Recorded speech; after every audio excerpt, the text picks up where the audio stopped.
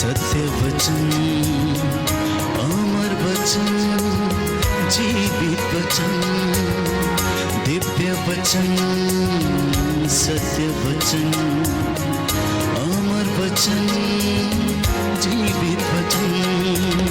साई दा बामा बनी दा बामा बगाई रे सा नी रे सा नी रे सा नी रे सा नी रे सा।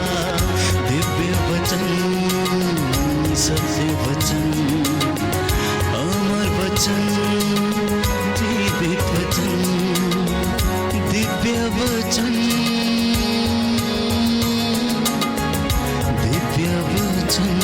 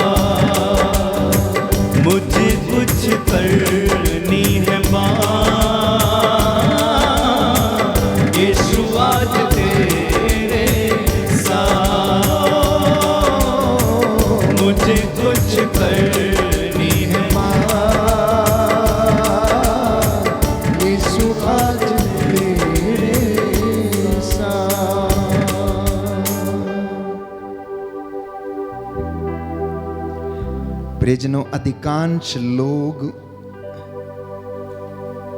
मैं समझता हूं असफल इसलिए हैं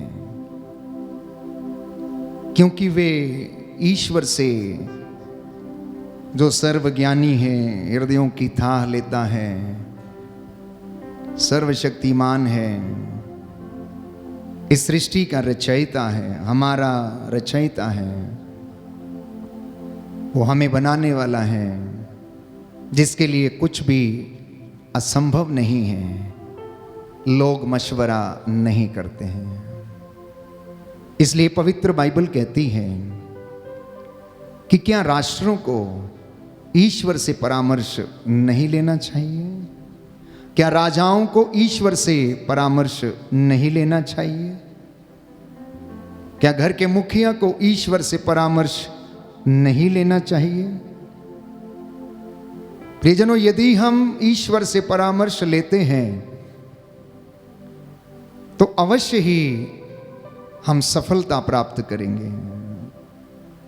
पवित्र वचन बाइबल में हम पढ़ते हैं कि मनुष्य योजनाएं बनाता, लेकिन उसकी सफलता ईश्वर पर निर्भर करती है। आप में से बहुत सारे लोगों ने योजना बनाई।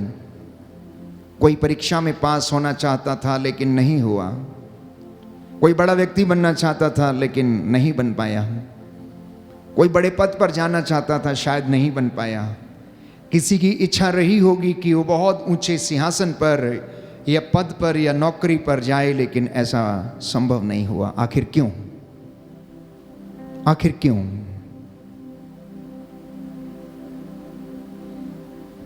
ईश्वर निरंतर हमें वरदान देता रहता है। उसका हाथ छोटा नहीं है,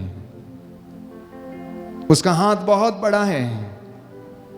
वो नित्य प्रतिदिन हमें इतना देता है कि हमारी झोलियां छोटी पड़ जाती हैं, लेकिन हम उन बातों को समझ नहीं पाते हैं, क्योंकि हम ईश्वर के रहस्यों को जान नहीं पाते, उसकी बातों को हम समझते नहीं हैं, क्योंकि हम अपनी ही इच्छाओं पर चलते हैं। हम अपनी ही इच्छाओं को पूरा करना चाहते हैं। इसलिए संत पौलुस एक बहुत सुंदर बात हमें बताता है कि मुझे सब कुछ करने की अनुमति है। यदि आप वचन पढ़ेंगे कुरिन्थियों के पहले पत्र अध्याय 6 पद संख्या 12 और उससे आगे, तो लिखता है कि मुझे सब कुछ करने की अनुमति है, किंतु सब कुछ हितकर नहीं है। मुझे सब कुछ करने की अनुमति है, किंतु मैं किसी भी चीज का गुलाम नहीं बनूंगा।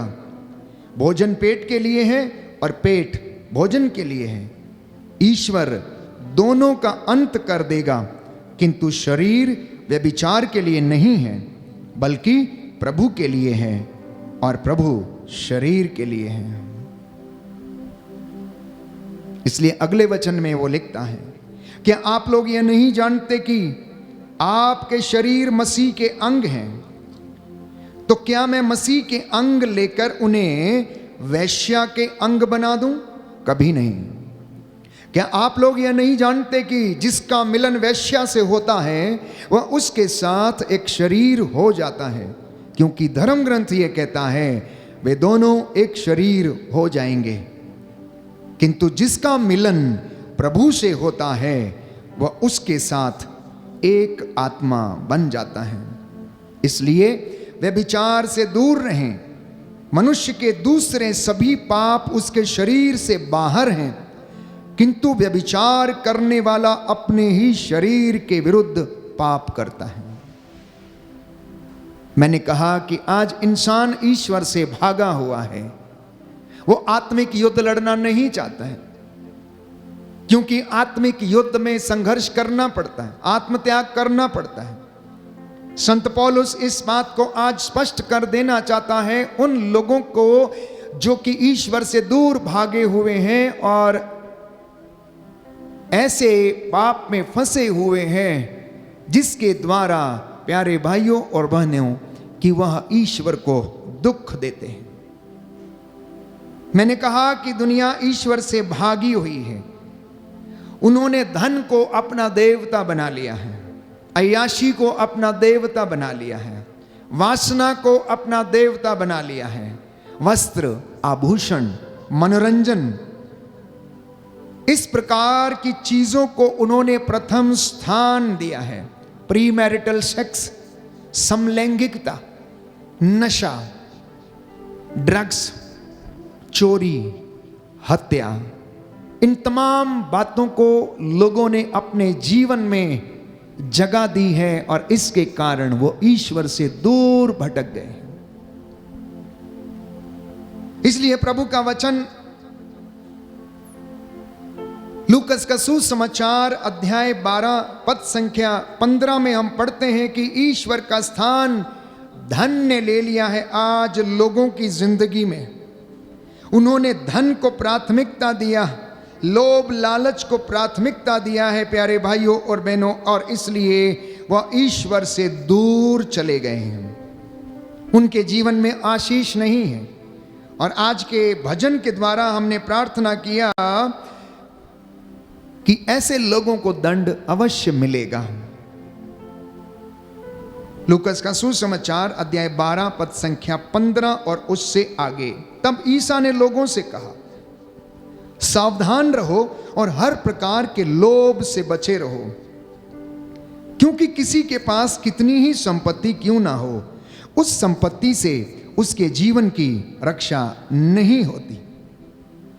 प्रभु यीशु इस बात को स्पष्ट करता है। वो लोगों को और चेलों को यही समझाता है, और आज वो आपको अपने दास के माध्यम से यही समझाना चाहता है। ये दुधारी तलवार है, आपके और मेरे लिए, दोनों के लिए एक समान है। और यीशु इस वक्त कह रहे हैं आपसे और मुझसे कि कोई भी व्यक्ति, उसके पास कितना भी ज्यादा धन क्यों ना हो, वह अपने जीवन की रक्षा उससे नहीं कर सकता। इसलिए उन्होंने एक दृष्टांत सुनाया। फिर ईसा ने उनसे कहा और यह दृष्टांत सुनाया, किसी धनवान के जमीन में बहुत फसल हुई थी। वह अपने मन में इस प्रकार विचार करता रहा, मैं क्या करूं, मेरे यहां जगह नहीं रही जहां अपनी फसल रख दूं।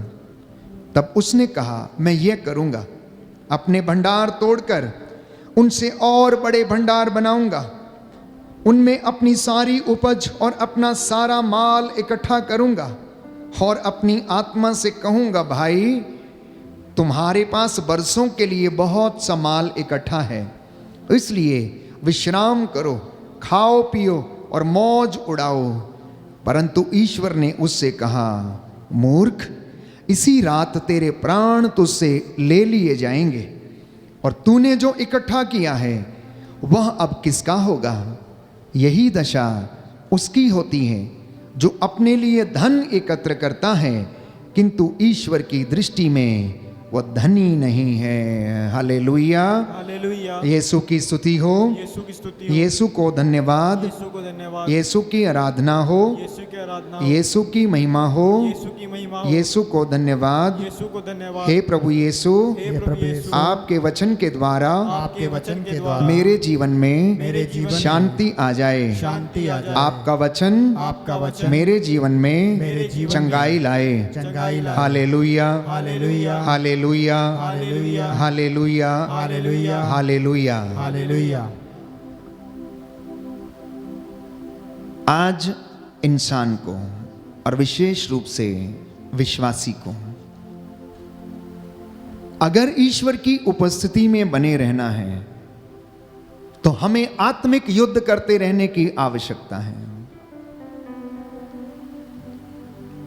यदि हम आत्मिक युद्ध में हार गए तो प्रियजनों, हम शैतान की चालों में, फंदों में पड़कर अपने जीवन को खो सकते हैं। इसलिए यदि ईश्वर को प्राप्त करना, उसे जानना है और उसमें बढ़ना है, उसके कामों में यदि बढ़ना है या उसे उतना बड़ा देखना जितना बड़ा वो है, तो हमें ईश्वर के सामर्थ्य से इन आत्मिक युद्ध में लड़ने की आवश्यकता है। पवित्र बाइबल हमें बताती है कि जब जब नबी ईश्वर के साथ रहकर युद्ध लड़ते थे तो वह जीतते जाते थे, लेकिन जैसे ही मूसा लिखा है कि अपने हाथ नीचे करता था, ईश्वर से उसका कनेक्शन टूट जाता था, तो इजरायली सेना हारने लगती थी, हारने लगती थी। आज लोग ईश्वर को पाना चाहते हैं, आज लोग ईश्वर की महिमा देखना चाहते हैं, लोग ईश्वर के चिन्ह चमत्कार अपने घरों में देखना चाहते हैं, अपने पास पड़ोस में, संगति में या प्रार्थना में चिन्ह चमत्कारों को देखना चाहते हैं। लेकिन कोई भी उपवास करना नहीं चाहता, प्रार्थना करना नहीं चाहता, क्योंकि हमारे पास इतने काम हैं, इतनी चिंताएं हैं, इतने समस्याएं हैं कि हम प्यारे भाइयों और बहनों उनमें उलझे हुए हैं, उनमें उलझे हुए। लेकिन फिर भी परमेश्वर हम पर दया करता है। कई लोग तो खाने पीने में लगे हुए हैं, इसलिए हग्गाई के ग्रंथ अध्याय 1 पद संख्या 5 में प्रभु का वचन हमें बताता है, बुक ऑफ प्रॉफिट हग्गाई, नबी हग्गाई का ग्रंथ अध्याय 1 पद संख्या 5, कि तुम अपनी स्थिति पर विचार करो। तुमने बहुत बोया लेकिन तुम कम लुनते हो, पीते हो लेकिन प्यास नहीं बुझती, खाते हो लेकिन भूख नहीं मिटती। तुम अपनी स्थिति पर विचार करो। यशायाह नबी के ग्रंथ अध्याय 55 पद संख्या 2 में प्रभु का वचन कहता है कि जो भोजन नहीं है तुम उसके लिए व्यर्थ ही परिश्रम करते हो। इंसान सुबह उठता है, आप में से बहुत सारे लोग सुबह 4 बजे उठते हैं, नहाते हैं, तैयार होते हैं, 5 बजे घर से निकलते हैं, लंबी यात्रा करके दफ्तर पहुंचते हैं, दिन भर दफ्तर में बिताते हैं प्यारे भाइयों और बहनों, और शाम के समय कभी 8 बजे, कभी 9 बजे, कभी 10 बजे घर आते हैं, थके हारे, निराश, कभी हताश, और पूरे दिन में हो सकता कुछ ऐसे कड़वे अनुभव मिल जाए या किसी से झगड़ा हो जाए, मन मुटाव हो जाए, और हम प्रभु को याद करना भूल जाते हैं, हम उसके साथ रहना भूल जाते हैं, हम उसको प्रथम स्थान देना भूल जाते हैं। संत पौल, इसलिए नबी यशायाह इस बात को स्पष्ट करता है कि तुम लोग उस चीज के लिए इतनी मेहनत करते हो जो तुम्हारे शरीर को और जीवन को बचा नहीं सकता है। तुम उस नश्वर भोजन के लिए प्रयत्न करते हो जो तुम्हें जीवन नहीं दे सकता। जो भोजन नहीं है उसके लिए तुम पैसा खर्च करते हो। तुम अपनी स्थिति पर विचार करो, तुम अपनी स्थिति पर विचार करो। यशायाह नबी का ग्रंथ अध्याय 55 पद संख्या 2 और उससे आगे मैं आपके लिए पढ़ूंगा। प्यारे भाइयों और बहनों, तुम सब जो प्यासे हो पानी के पास चले आओ। यदि तुम्हारे पास रुपया नहीं है तो भी आओ, मुफ्त में अन्न खरीद कर खाओ, दाम चुकाए बिना अंगूरी और दूध खरीद लो। जो भोजन नहीं है उसके लिए तुम लोग अपना रुपया क्यों खर्च करते हो? जो तृप्ति नहीं दे सकता उसके लिए परिश्रम क्यों करते हो? मेरी बात मानो, तब खाने के लिए तुम्हें अच्छी चीजें मिलेंगी और तुम लोग पकवान खाकर प्रसन्न रहोगे। कान लगाकर सुनो और मेरे पास आओ, मेरी बात पर ध्यान दो और तुम्हारी आत्मा को जीवन प्राप्त होगा। बोलिए आमीन, आमीन, हालेलुया, हालेलुया। प्रभु का वचन कहता है, प्रभु का वचन कहता है, यशायाह नबी का ग्रंथ अध्याय 55 पद संख्या 3, पद संख्या 3, कान लगाकर सुनो कान लगाकर सुनो और मेरे पास आओ, और मेरे पास आओ, मेरी बात पर ध्यान दो मेरी बात पर ध्यान और दो, तुम्हारी आत्मा को और तुम्हारी आत्मा जीवन को प्राप्त होगा। जीवन प्राप्त होगा। Hallelujah, hallelujah. मैंने दाऊद से दाऊद से दया करते रहने की दया करते प्रतिज्ञा रहने की थी, प्रतिज्ञा की थी। उसके अनुसार मैं मैं तुम लोगों के लिए तुम लोगों एक के चिरस्थायी विधान ठहराऊंगा। लिए एक चिरस्थायी विधान ठहराऊंगा। आमीन, आमीन। हालेलुया। हालेलुया। ये प्रभु प्रतिज्ञा करता है, कहता है मैंने दाऊद से एक प्रतिज्ञा की थी कि मैं तुम्हारे लिए एक चिरस्थायी विधान ठहराऊंगा और तुम्हारे साथ भी ऐसा ही करूंगा, बशर्ते कि तुम मेरे पास लौट कर चले आओ, मुफ्त में मुझसे खरीद लो। तुम उस चीज के लिए इतना पैसा खर्च करते हो जो तुम्हें जीवन नहीं दे सकता, जो तुम्हारी प्यास नहीं बुझा सकता, जो तुम्हारी भूख नहीं मिटा सकता, तो इससे तुम्हें क्या लाभ है? यीशु ने कहा, इंसान यदि इस दुनिया की सारी धन दौलत कमा ले, लेकिन यदि अपनी आत्मा को नष्ट कर दे तो इससे उसे क्या लाभ है? उस धन से उसे क्या लाभ है? प्यारे भाइयों और बहनों, प्रभु का वचन 100 आने खरा है। प्रभु का वचन 100 आने खरा है। इसलिए बाइबल कहती है निर्गमन ग्रंथ अध्याय 20 पद संख्या 6 में, जो मुझसे प्यार करते हैं और मेरी आज्ञाओं का पालन करते हैं, मैं 1000 पीढ़ियों तक उन्हें आशीर्वाद दूंगा। कहता है जो मुझसे प्यार करते हैं, मेरी आज्ञाओं पर चलते और उनका पालन करते हैं, मैं 1000 पीढ़ियों तक उनके ऊपर अपना आशीर्वाद बरसाता रहूंगा। लेकिन जो मेरी बातें नहीं मानते, जो मेरे मार्गों पर नहीं चलते, मैं उन्हें दंड भी दूंगा। निर्गमन ग्रंथ अध्याय 20 पद संख्या 6। निर्गमन ग्रंथ अध्याय 20 पद संख्या 6 में हम पढ़ते हैं कि बाइबल हमें बताती है, book of Exodus chapter 20 verse 6 onwards.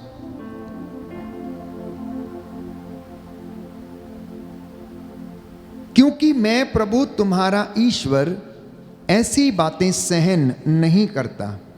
जो मुझसे बैर करते हैं, मैं 3री और 4थी पीढ़ी तक उनकी संतति को उनके अपराधों का दंड देता हूं। जो मुझे प्यार करते हैं और मेरी आज्ञाओं का पालन करते हैं, मैं 1000 पीढ़ियों तक उन पर दया करता हूं। प्रभु अपने ईश्वर का नाम व्यर्थ मत लो, क्योंकि जो व्यर्थ ही प्रभु का नाम लेता है, प्रभु उसे अवश्य दंडित करेगा। इसलिए मैंने आरंभ में कहा कि इंसान ईश्वर से भागा हुआ है, उसकी योजनाएं पूरी नहीं होती हैं, वो अपनी जिंदगी में कष्ट महसूस करता है, वो अपनी जिंदगी में दुख महसूस करता है, अनेक प्रकार से उसके जीवन में दुर्घटनाएं हो जाती हैं, घटित होती हैं। हमारे इस संसार में हम देखते हैं कि प्राकृतिक आपदाएं आती हैं, हम अपने जीवन में अनुभव करते हैं, महामारियों से हमें सामना करना पड़ता है। ईश्वर जानता है कि अपनी सृष्टि को किस प्रकार सजा कर रखना है।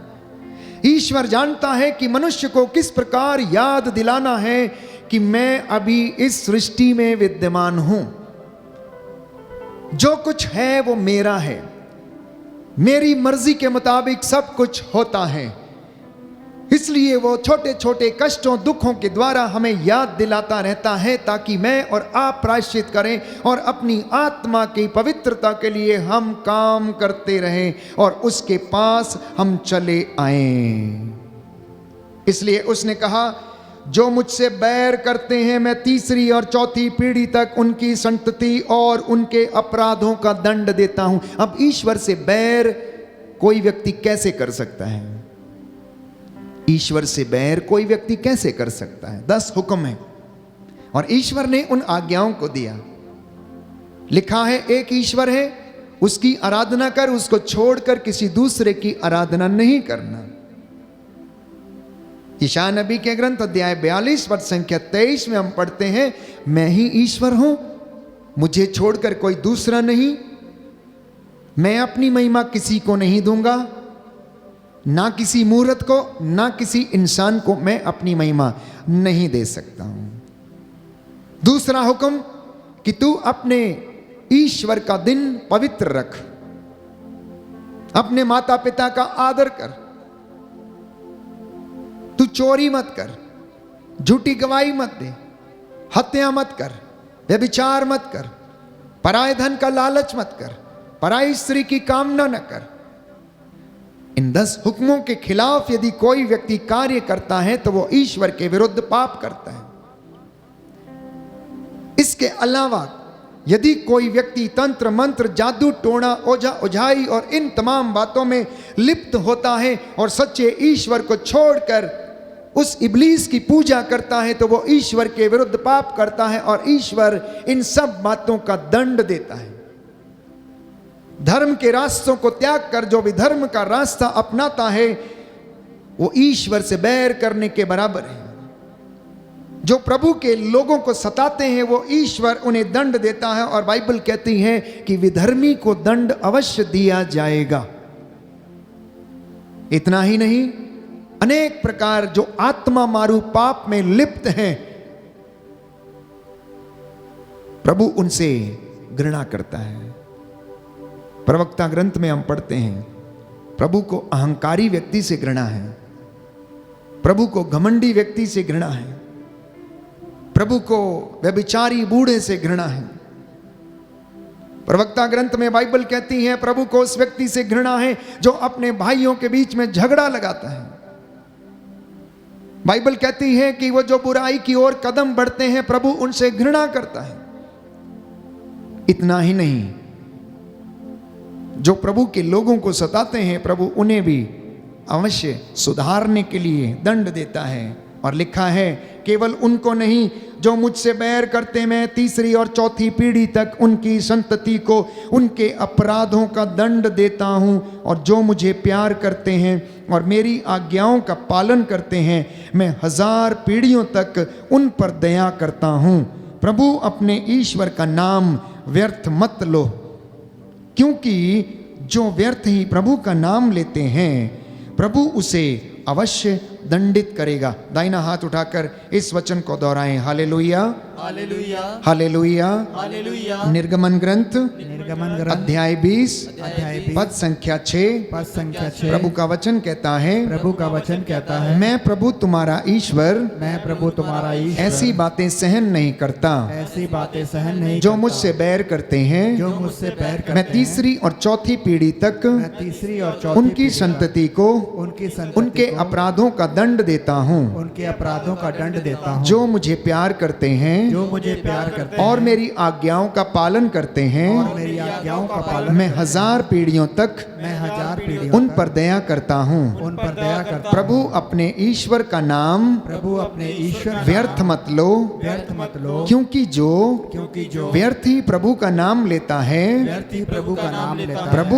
उसे प्रभु उसे अवश्य दंडित करेगा। अवश्य दंडित करेगा। Hallelujah hallelujah hallelujah. हालेलुया। अगले वचन में यदि पढ़ेंगे तो विश्राम दिवस को कहता है पवित्र मानने का ध्यान रखो। कहता है 6 तुम्हारे पास 7 दिन है, 6 दिन काम करो, लेकिन 7वें दिन को जो विश्राम दिवस है उस दिन को तुम पवित्र रखो। तुम 6 दिनों तक परिश्रम करते रहो और अपना सब काम करो, परंतु 7वां दिन तुम्हारे प्रभु ईश्वर के आदर में विश्राम का दिन है। उस दिन ना तो तुम कोई काम करो, ना तुम्हारा पुत्र, ना तुम्हारी पुत्री, ना तुम्हारा नौकर, ना तुम्हारी नौकरानी, ना तुम्हारे चौपाए और ना तुम्हारे शहर में रहने वाला परदेशी। 6 दिनों में प्रभु ने आकाश, पृथ्वी, समुद्र और उनमें जो कुछ है सब कुछ बनाया और उसने 7वें दिन विश्राम किया। इसलिए प्रभु ने विश्राम दिवस को आशीष दी और उसे पवित्र ठहराया। जब आप विश्राम दिवस का पालन करते हैं, उस दिन जब आप प्रभु के वचन पर मनन चिंतन करते हैं तो वो दिन आपको आशीष देता है। जब आप उस दिन प्यारे भाइयों और बहनों प्रभु के आदर में उस दिन को मनाते हैं तो प्रियजनों आपको परमेश्वर आशीष प्रदान करता है। हम अपनी जिंदगी में कई बार प्यारे भाइयों और बहनों अपनी ही गलतियों के कारण ठोकरें खाते हैं, अपने ही कामों के कारण ठोकरें खाते हैं। हम अपने ही विचार पूरे करना चाहते हैं, अपनी योजनाओं को पूरा करना चाहते हैं। अब आप लोग जो मेरे साथ कनेक्टेड हैं, आपने कितनी योजनाएं बनाई होंगी। मैं भी प्रभु का दास होने के नाते अनेक योजनाएं बनाता हूं कि कलीसिया के लिए यह योजना बननी चाहिए, कलीसिया में ऐसा होना चाहिए, कलीसिया में लोग ऐसे होने चाहिए, हम ये काम करेंगे, हम इस वर्ष साधना करेंगे, हम अगले वर्ष चर्च का निर्माण करेंगे, हम इस कैंपस को संवारेंगे, हम प्रभु के नाम पर उस दिन को मनाएंगे। अनेक योजनाएं बनाते हैं लेकिन अनेक बार पूरी नहीं होती हैं प्यारे भाई और बहनों। जानते हैं क्यों? क्योंकि हम उसके लिए तैयारी नहीं करते हैं, उसके लिए संपूर्ण तैयारी नहीं करते हैं। हम मध्यस्थता नहीं कर पाते हैं, हम प्रार्थना नहीं कर पाते हैं, इसलिए वो योजनाएं पूरी नहीं हो पाती हैं। पवित्र बाइबल हमें बताती है कि मैंने तुम्हारे लिए योजना बनाई है और वो योजना तुम्हारे हित की है, लेकिन मैं और आप कभी कभी उस योजना को ईश्वर की समझने में हम असमर्थ रहते हैं। परमेश्वर का वचन यिर्मयाह नबी के ग्रंथ अध्याय 2 पद संख्या 21 में हमें बताता है कि मैंने तुमको श्रेष्ठ दाखलता के रूप में रोपा था और मेरी योजना यही थी कि तुम अच्छा फल उत्पन्न करोगे, लेकिन ऐसा नहीं हुआ, कुछ और ही हुआ। ये लताएं तो जंगली हो गई, मैंने कभी ऐसा सोचा नहीं था। परमेश्वर का वचन ये कहता है, यिर्मयाह नबी का ग्रंथ अध्याय 2 में हम पढ़ते हैं पद संख्या 21 में प्रभु का वचन हमें स्पष्ट करता है। प्यारे भाइयों और बहनों, इस वचन को हम पढ़ेंगे कि मैंने तुमको एक सर्वश्रेष्ठ दाख लता के रूप में रोपा था। जरा अपने विषय में आप सोचिए, विचार कीजिए कि किस तरह से प्रभु हमें समझाना चाहता है। लिखा है, मैंने तुमको श्रेष्ठ जाति की उत्तम दाखलता की तरह रोपा। तुम्हारी डालियां कैसे जंगली दाखलता में बदल गईं। चाहे तुम अपने को छार से धोती और साबुन से मल मल कर नहाती रहो, तुम्हारे दोष की मैल मेरे सामने बनी रहेगी। यह प्रभु ईश्वर की वाणी है। तुम ये कैसे कह सकती हो कि मैं निर्दोष हूं। मैंने बाल देवताओं का अनुसरण नहीं किया। घाटी में तुम्हारा आचरण कैसा रहा, इस पर तुम विचार करो कि तुमने क्या किया। तुम चंचल साड़नी की तरह इधर उधर दौड़ती रही, उजाड़ खंड की गधी की तरह जो कामातुर होकर हवा सूंघती है, जो अपनी मस्ती में किसी के वश में नहीं रहती। उसे ढूंढने वालों को व्यर्थ परिश्रम नहीं करना पड़ता, वह उन्हें संगम ऋतु में मिलेगी। सावधान रहो, नहीं तो तुम्हारे जूते घिस जाएंगे, तुम्हारा गला सूख जाएगा। किंतु तुम कहती हो यह सब व्यर्थ है। मैं पराये देवताओं को प्यार करती हूँ, उनके पास जाना है। जिस प्रकार पकड़े जाने पर चोर लज्जित होता है, उसी प्रकार इजराइलियों को भी लज्जित होना पड़ेगा। उनको, उनके राजाओं और अधिकारियों को भी, उनके याजकों और उनके नबियों को भी। वो काठ से कहते हैं तू ही हमारा पिता है, और शिला से कहते तूने हमें जन्म दिया है। वे मेरी ओर अपनी पीठ करते, किंतु मुझसे मुंह नहीं फेरते। किंतु ज्यों ही उन पर विपत्ति आती है, वे मुझसे कहते हैं आकर हमारी रक्षा करो। आज के इंसान की ये परिस्थिति है। आज के इंसान की ये परिस्थिति है। ईश्वर नबी यशायाह के द्वारा इज़राइल को संबोधित करते हुए इस तरह से उन्हें कहता है कि तेरी दुष्टता ही तुझे दंड देती है, क्योंकि तू मुझसे दूर भाग जाता है। कैसे? जंगली गधी के जैसे जो इधर उधर चंचल होकर दौड़ती फिरती है, तू भी वैसा ही करता है। इसलिए तेरी दुष्टता तुझे दंड देती। क्यों? क्योंकि तू मेरे विचारों को जानने की कोशिश नहीं करता, इसलिए तू असफल रहता है। इसलिए तू असफल रहती है। इसलिए तेरी जिंदगी में आशीषों से तू वंचित रहती है। इसलिए तेरी योजनाएं पूरी नहीं होती हैं, क्योंकि वो आशीर्वाद से वंचित हैं। प्रभु कहता है तेरे विचार मेरे विचार नहीं है। तू बहुत कुछ करना चाहती है, लेकिन मैं जिसे प्यार करता हूं, कहता है, उसे अनुशासन की डांट भी लगाता हूं। मैं उन्हें दंड भी देता हूं और उन्हें मैं ऊपर उठाता हूं। और पवित्र बाइबल कहती है ईश्वर जिन्हें प्यार करता है, जिन्हें चाहता है, वो ऊपर उठाता, लेकिन जिन्हें नहीं चाहता वो अधोलोक से भी नीचे उन्हें गिरा देता है। इसलिए प्रवक्ता ग्रंथ अध्याय 27 पद संख्या 3 में प्रभु हमें याद दिला रहा है। Book of Sirach chapter 27 verse 3 में प्रभु हमें याद दिला रहा, जो दृढ़ता पूर्वक प्रभु पर श्रद्धा नहीं रखता, उसका घर शीघ्र ही उजड़ जाएगा। जो दृढ़ता पूर्वक ईश्वर पर श्रद्धा नहीं रखता, उसका घर शीघ्र ही उजड़ जाएगा। दृढ़ता पूर्वक ईश्वर पर श्रद्धा रखने का मतलब है उसे संपूर्ण हृदय, संपूर्ण आत्मा और संपूर्ण मन से उसे प्रेम करना, उस पर आश्रित रहना। प्यारे भाइयों और बहनों, होशिया नबी के ग्रंथ अध्याय 5 पद संख्या 15 में, जब तक पश्चाताप करके मेरी कृपा ढूंढने तुम नहीं आते, तो तुम इसी तरह यूं ही दर दर भटकते रहोगे। प्रभु का वचन कहता है होशिया नबी के ग्रंथ में, इसलिए कि तुम मेरे पास लौटो, तुम मेरे पास लौटो। ईश्वर से दूर भागने और दूर जाने का परिणाम बाइबल कहती है कि तुम जानते हो कि ईश्वर से दूर जाने का परिणाम क्या है।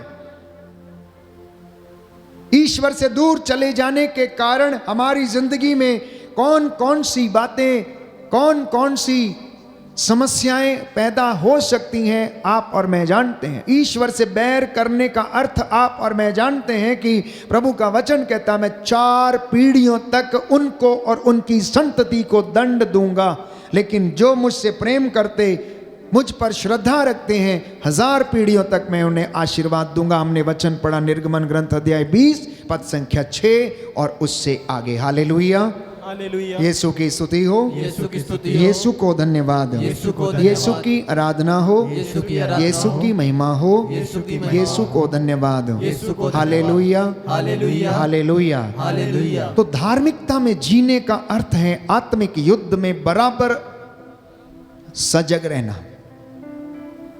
विश्वासी बनने का मतलब है कि आप आत्मिक युद्ध में तैयार खड़े रहें। अफेसियों के पत्र अध्याय 6 पद संख्या 10 और उससे आगे परमेश्वर का वचन हमें यूं बताता, संत पौलुस लिखता है कि यदि आप आत्मिक युद्ध में जीतना चाहते हैं तो आप विश्वास की ढाल लिए रहें, शांति सुसमाचार उत्साह के जूते पहने रहें, आत्मा की तलवार ईश्वर का वचन लिए रहें, सत्य का कमरबंद कस के आप आगे बढ़े, मुक्ति का टोप पहनकर आप आगे बढ़ें और आप इस आत्मिक युद्ध में जीत जाएंगे। कुछ बातें मैं आपसे आज प्रभु के नाम पर कहना चाहता हूं कि आत्मिक युद्ध हम कैसे कर सकते हैं। एक विश्वासी आत्मिक युद्ध कैसे लड़ सकता है। यदि आपके पास ये शस्त्र नहीं है जिनके विषय में संत पौलुस कहता है और कुछ और हम जानने का प्रयास करेंगे तो हम हार जाएंगे। सबसे पहली बात है, संत पौलुस लिखता है अफेसियों के पत्र अध्याय 6 पद संख्या 17 में कि परमेश्वर के वचन जो आत्मा की तलवार है उसको लेकर आगे बढ़ना और आत्मिक युद्ध करना। हर व्यक्ति को, कोई भी हो, छोटा हो बड़ा हो, प्रचारक हो याजक हो, विश्वासी हो, प्रभु का अनुयायी हो, यदि आप आत्मिक युद्ध में जीतना चाहते हैं, क्योंकि बाइबल कहती है हमारी लड़ाई तो एक दूसरे से है ही नहीं। हमारी लड़ाई आपसे नहीं है, अपने भाई या बहन, अपने माता या पिता से नहीं है। अपने घर में आप देखिए झगड़ा कौन लगवाता है, झगड़ा कौन लगवाता है। हम एक दूसरे को दोष देते हैं। सास ने झगड़ा लगवा दिया, बहू ने लगवा दिया, बेटी ने लगवा दिया, कोई बाहर से आया उसने लगवा दिया। आप नहीं जानते हैं प्यारे भाइयों और बहनों, प्रभु यीशु ने एक दृष्टांत सुनाया कि एक किसान ने अपने खेतों में बीज बोया और बोकर चले आया और रात को सो गया। उसका बैरी आया और उसमें जंगली बीज बिखेर कर चला गया और थोड़े दिन के बाद जब अंकुर फूटा तो नौकरों ने देखा कि उसमें जंगली पौधे भी हो गए। तो उन्होंने मालिक से पूछा कि क्या मालिक आपने अच्छा बीज नहीं बोया था? बोले बोया था। ये जंगली बीज कहां से आ गया? उन्होंने कहा ये किसी बैरी का काम है। और पेतरुस के पहले पत्र अध्याय 5 पद संख्या 8 संत पौलुस कहता है कि हमारा शत्रु शैतान दहाड़ते हुए शेर के समान विचरता फिरता है, ढूंढता रहता है किसको फाड़ खाए। यदि वो आपके घर में प्रवेश करता है किसी के द्वारा भी, भाई बहन बेटी सास बहू, उनके क्रोध ईर्ष्या घमंड या किसी अपशब्दों के द्वारा या अन्य किसी भी चीज के द्वारा या अन्य बातों पर विश्वास करके, तो वो घर को नष्ट कर देता है। इसलिए यदि उस घर में प्रार्थना नहीं है, उस घर में यदि वचन नहीं है, तो घर उजड़ जाएगा। नौजवान बेटे और बेटियों के जीवन में यदि वचन नहीं है तो वो जल्दी भटक जाएंगे, नशे और ड्रग्स के शिकार हो जाएंगे, वो अपने शरीर और आत्मा दोनों को बर्बाद कर देंगे। इसलिए प्रभु का वचन पढ़ना, सुनना, सुनाना, अंगीकार करना आवश्यक है। यदि आप में से कोई भी व्यक्ति आत्मिक युद्ध में जीतना चाहता है तो आपको ईश्वर का वचन जो आत्मा की तलवार है लेकर आगे बढ़ने की आवश्यकता है। ये पहला हथियार है। दूसरा, वचन संख्या 18 में हम पढ़ते हैं कि प्रार्थना के द्वारा आप आत्मिक युद्ध में खड़े रह सकते हैं, लड़ सकते हैं, आकाश की दुष्ट आत्माओं का सामना कर सकते हैं।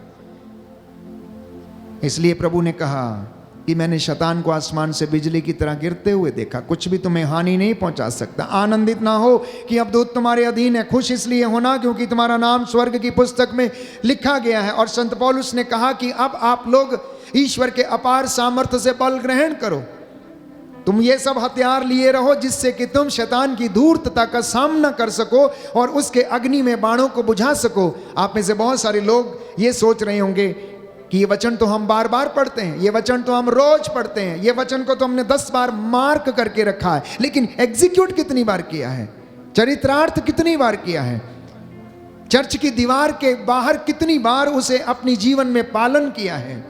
ये मनन चिंतन का विषय है। आपने अपने प्रचारक को 100 बार सुना होगा, आपने YouTube चैनल पर इस वचन को 100 बार सुना होगा। आज फिर से आपको बताया जा रहा, दोहराया जा रहा है ताकि आप इसे एग्जीक्यूट करें, आप इसे चरित्रार्थ करें, आप इस वचन को लेकर आगे बढ़ें। आपकी असफलता का कारण यही है कि आप में, आपके साथ ईश्वर का वचन नहीं है जो कि आत्मा की तलवार है और जो शैतान की धूर्तता का सामना करने में आपको बल देता है, सामर्थ्य देता है, वो आपके पास नहीं है। इसलिए हार जाते हैं, इसलिए निराश हो जाते हैं, इसलिए झगड़े होने लगते हैं, मनमुटाव होने लगते हैं, अहंकार बढ़ जाता है, घमंड आ जाता है और आप नष्ट हो जाते हैं।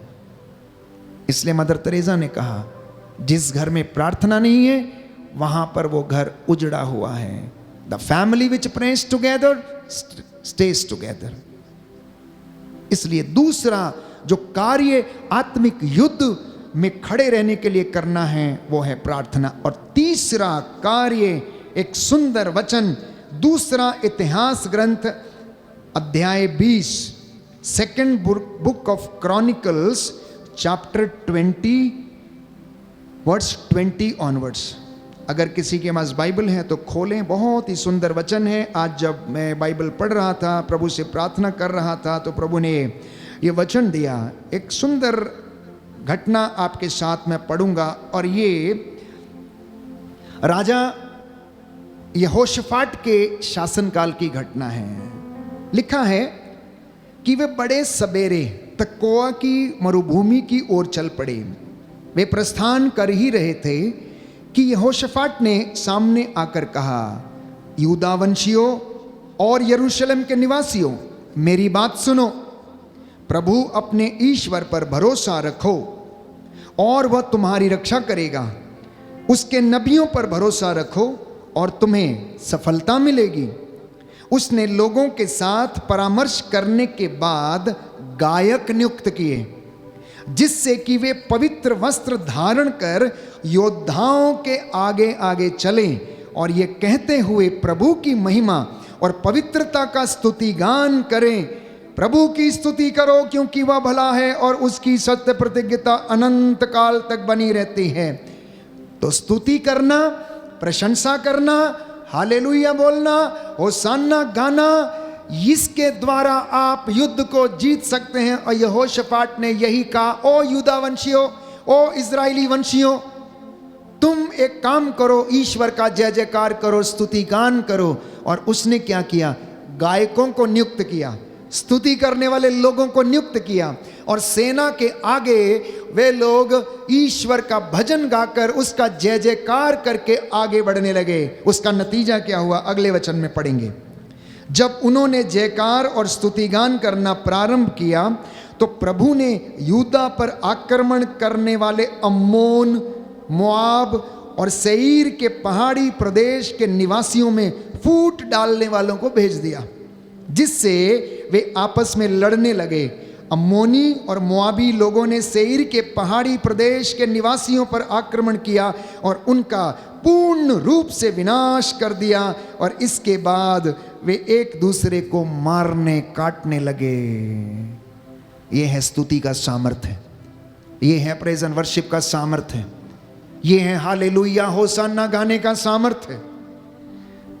प्यारे भाइयों और बहनों, एक साथ जयकारा लगाकर आप जानते हैं कि बाइबल हमें बताती हैं जब यरीको की दीवार के 7 चक्कर 7 दिन लगाए गए और 7वें दिन 7 चक्कर लगाए गए और 7वां चक्कर जब पूरा होने वाला था तो परमेश्वर की ओर से उन्होंने जयकारा लगाया, उनको ललकारा। और जैसे ही उन्होंने जयकारा सुना, ललकार लगाई और यरीको की दीवार गिर गई।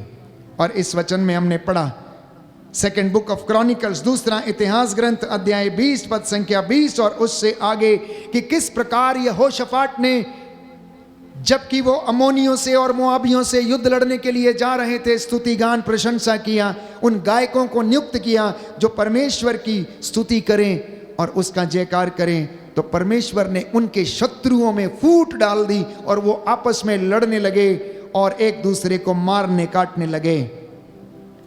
Worship is a powerful weapon to destroy enemy, my dear brothers and sisters. Worship is a powerful weapon to destroy your enemy. इसलिए जब आप गाते हैं, बजाते हैं, तो इविल स्पिरिट कांपने लगती हैं, चिल्लाने लगती हैं, उनसे रुका नहीं जाता है। आपने कई साधनाओं में और आपने वर्शिप में आपने देखा है कि किस प्रकार वे चिल्लाते हैं। चौथा उपाय है उपवास। चौथा उपाय है उपवास। मत्ती के सुसमाचार अध्याय 17 पद संख्या 21 में हम पढ़ते हैं कि ऐसी जातियां बिना उपवास के नहीं निकाली जा सकती। इसलिए हम प्रार्थना करें प्रभु से कि प्रभु हमें सामर्थ्य दे, हम उपवास करने वाले बन सकें। यशायाह नबी के ग्रंथ अध्याय 58 में प्रभु उपवास का महत्व समझाने की कोशिश करते हैं। परमेश्वर ने यशायाह नबी के द्वारा उपवास का महत्व समझाया। आपके पास बाइबल है, आप अपने घर में अवश्य पढ़ें। यशायाह नबी का ग्रंथ अध्याय 58 पद संख्या 6 और उससे आगे। पांचवी बात जो है आत्मिक युद्ध लड़ने के लिए वो ये है, यीशु के नाम की गवाही देना। जब आप मुख से अंगीकार करते, हृदय से स्वीकार करते हैं कि ईसा मसीह जीवंत ईश्वर का पुत्र है और परमेश्वर ने उसे मृतकों में से जिलाया है, तो प्यारे भाइयों और बहनों, आप और आपका घराना उद्धार पाता है। इसके विषय में एक सुंदर वचन है जिसे हम प्रकाशित वाक्य अध्याय 12 पद संख्या 11 में हम पढ़ते हैं। मैं आपके लिए वचन पढ़ूंगा कि साक्ष्य देने से क्या होता है। जब आप साक्ष्य देते हैं या गवाही देते हैं तो उससे क्या होता है। कई लोग सोचते हैं कि कोई फर्क नहीं पड़ता, लेकिन यहां पर लिखा हुआ है कि वे मेमने के रक्त और उनके साक्ष्य के द्वारा उस पर विजयी हुए, क्योंकि उन्होंने अपने जीवन का मोह छोड़कर मृत्यु का स्वागत किया। दाहिना हाथ उठाकर वचन दोहराएंगे, हालेलुया, हालेलुया। यीशु की स्तुति हो, यीशु की स्तुति हो, यीशु को धन्यवाद। यीशु को धन्यवाद। प्रकाशित वाक्य प्रकाशित वाक्य अध्याय 12 अध्याय 12 पद संख्या 11, पद संख्या 11, वे मेमने के रक्त वे मेमने के और अपने साक्ष्य के द्वारा और अपने साक्ष्य के उस पर विजयी हुए, उस पर विजय क्योंकि उन्होंने क्योंकि अपने जीवन का मोह छोड़कर अपने जीवन का मोह मृत्यु का स्वागत किया। मृत्यु का स्वागत। Hallelujah, hallelujah, hallelujah. हालेलुया। छठवीं बात प्यारे भाइयों और बहनों, आत्मिक युद्ध में खड़े रहकर लड़ने वाली जो बात है वो है ईश्वर का धन्यवाद करना। फिलिपियों के पत्र अध्याय 4 पद संख्या 6 से 7 में मैंने आपके लिए पढ़ा कि आप निरंतर ईश्वर का धन्यवाद करते रहें। सातवीं बात, यदि आप आत्मिक युद्ध में बने रहना चाहते हैं, जीतना चाहते हैं, तो पवित्रताई में रहने की आवश्यकता है और आप अवश्य आत्मिक युद्ध में जीत जाएंगे। उन दुष्ट आत्माओं से, उन शैतानी ताकतों से, उन दुर्वासनाओं से आप लड़ सकते हैं। और आखिरी बात, संत याकूब के पत्र अध्याय 4 पद संख्या 7 से 10 में पढ़ते हैं कि यदि आप इस युद्ध को जीतना चाहते हैं तो आप ईश्वर के अधीन रहें। आप ईश्वर के अधीन रहें। हमने गीत गाया, मुझे कुछ करनी है बात, यीशु आज तेरे साथ। और हमारी बात क्या थी, मैं समझता हूं कि मेरी पीड़ा का अंत क्यों नहीं होता। शायद ये हमारी बात थी, आप में से कुछ लोगों की बात शायद ये थी कि मुझे सफलता क्यों नहीं मिलती है। आप में से शायद कुछ लोगों की बात जो पढ़ने लिखने वाले हैं कि प्रभु मैं परीक्षा में सफल क्यों नहीं होता हूँ। आप में से शायद कुछ लोगों की बात ये थी कि प्रभु मैंने अपने कर्ज के लिए फाइल लगाई है, वो आगे क्यों नहीं बढ़ती है। शायद आप में से कुछ की बात होगी कि मुझे नौकरी क्यों नहीं मिल रही। हो सकता आप में से कुछ एक की बात होगी कि प्रभु मुझे दर्शन दीजिए, मैं आपके दर्शन कैसे करूं। हो सकता है आप में से कुछ एक व्यक्ति की बात होगी, प्रभु मैं बहुत बड़ा व्यक्ति बनना चाहता हूं। हो सकता है आप में से कुछ लोगों की बात होगी कि प्रभु मेरा मन मुटाव है, मुझे क्षमा, मैं अपने भाई को बहन को कैसे करूं। ये तमाम विचार आपके मन में आए होंगे और प्रभु ने हमें समझाया, उसका जवाब दिया इन बातों के जरिए कि तुम मुझसे प्रेम करो, यदि मुझसे बैर करोगे तो तुम्हें दंड मिलेगा, आज्ञा का पालन करोगे 1000 पीढ़ियों तक आशीर्वाद मिलेगा। आत्मिक युद्ध में बने रहना चाहते हो, तुम मेरे साथ बने रहो और मैं तुम्हारे लिए युद्ध लड़ूंगा। ये सारे जवाब प्यारे भाइयों और बहनों आज के वचन के द्वारा प्रभु ने हमें दिए और मैं समझता हूं कि उसने हमसे बातें किया है इस वचन के द्वारा। आज का ये वचन हमारे जीवन में 100 गुना फल लाए और हमें शांति और आनंद प्रदान करे। एक एक वचन हमारी आत्मा को तंदुरुस्ती, हमारे शरीर को चंगाई, हमारे विश्वास को दृढ़ता प्रदान करे।